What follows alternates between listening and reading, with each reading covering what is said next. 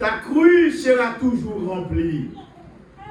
Mais seulement il faut accepter de moissonner cette eau. Il faut accepter de ramasser cette eau. Donnez-moi de cette eau. Ah, il y a une condition. Pour recevoir cette eau, chère madame, il va falloir aller chercher ton mari. Ah. Il y a un problème. Je n'ai pas de mari. Tu as dit vrai. C'est vrai, tu n'as pas de mari. J'accepte, c'est toi qui le dis. Mais moi, le Tout-Puissant qui t'a créé et qui connaît ton problème, je vois que tu as passé déjà 5. Et le 6e qui est en place actuellement, il n'est pas ton mari. Ah, je vois que tu es le Messie. Courir alors au village pour dire, venez voir un homme qui m'a dit tout ce que je fais. Elle a recueilli cette parole. Et cette parole va la transformer. Cette parole va déployer le travail missionnaire de cette femme. Et cette parole du Christ va apporter une grande moisson d'âme. Parce que les gens du village vont venir, ils vont écouter Jésus, ils vont voir Jésus et ils vont accepter. Au point qu'ils vont dire à cette dame, ce n'est pas parce que tu nous as dit cela que nous croyons, mais c'est parce que nous avons vu. Quelles que soient les conditions, quelle que soit la manière, ce n'est pas ça qui compte, c'est que vous avez accepté le Seigneur. La moisson, c'est lorsqu'on accepte ce que le Seigneur nous donne. Et en reconnaissance de ce que le Seigneur nous donne, nous lui apportons. Salomon a dit, Seigneur, qui suis pour bâtir une maison en ton honneur, car tout ce que nous avons reçu vient de toi.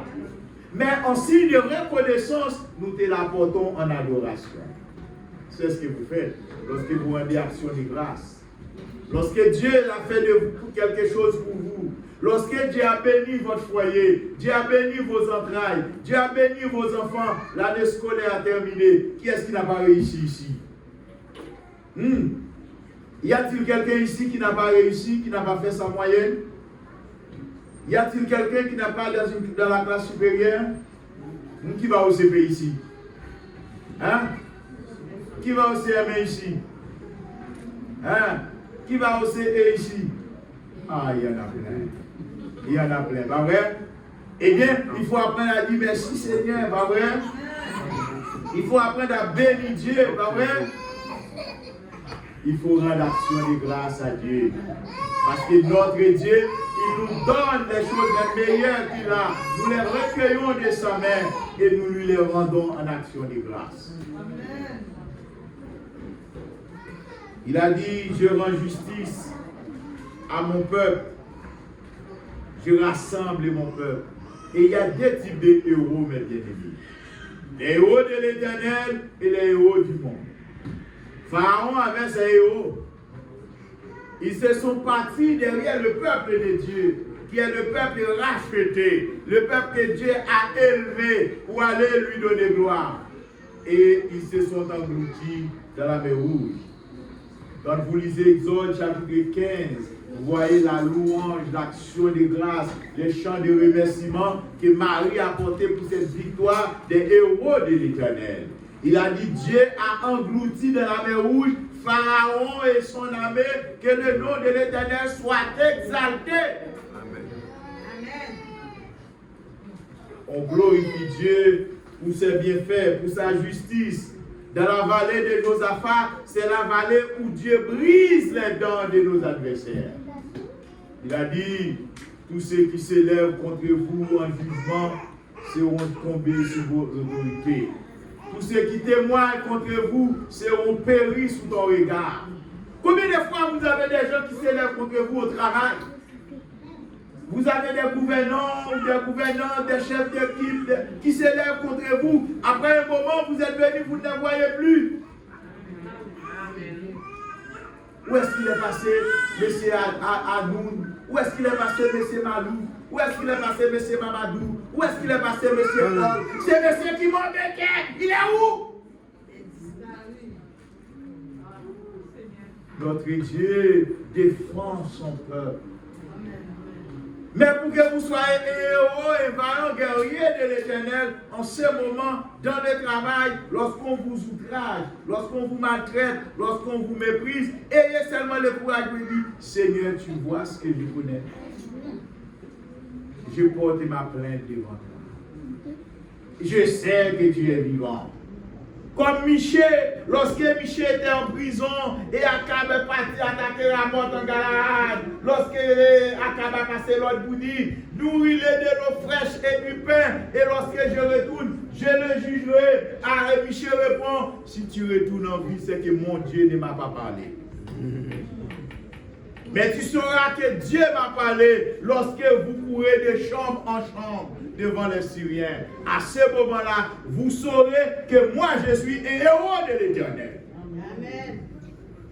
L'Éternel délivre son peuple et il le rend heureux. Et lorsque l'Éternel s'assoit sur son siège à Sion, l'Éternel s'assoit à Sion pour bénir, pour juger. Il a dit de Sion, l'Éternel élève la voix. De Sion, l'Éternel bénit. De Sion, l'Éternel rend action de grâce. De Sion, l'Éternel rend heureux son peuple. Attends, on va voir ce qu'il a fait à Sion. Où est Sion? Sion, c'est la maison de Dieu. Sion, c'est un village de Jérusalem. C'est la cité de David. C'est la cité de David. C'est un endroit où l'arche de l'Éternel a été déposée. L'arche de l'Éternel contient des objets sacrés. L'épée de l'Éternel, l'épée de Goliath se trouve dans l'arche. La manne se trouve dans l'arche. Et l'arche est déposée à Sion. L'arche symbolise le pouvoir de l'Éternel. Les Syriens ont attaqué le peuple d'Israël qui était en défaillance et ils ont battu les Israéliens et ils ont perdu leur commandement, ils ont pris l'arche de l'Éternel. Ils ont pris l'arche de l'Éternel et ils l'ont amené chez eux. Arrivés dans le pays, à Asdod, ils ont déposé l'arche de l'Éternel au pied de leur Dieu, Dagon. Ils ont déposé l'arche et ils sont partis.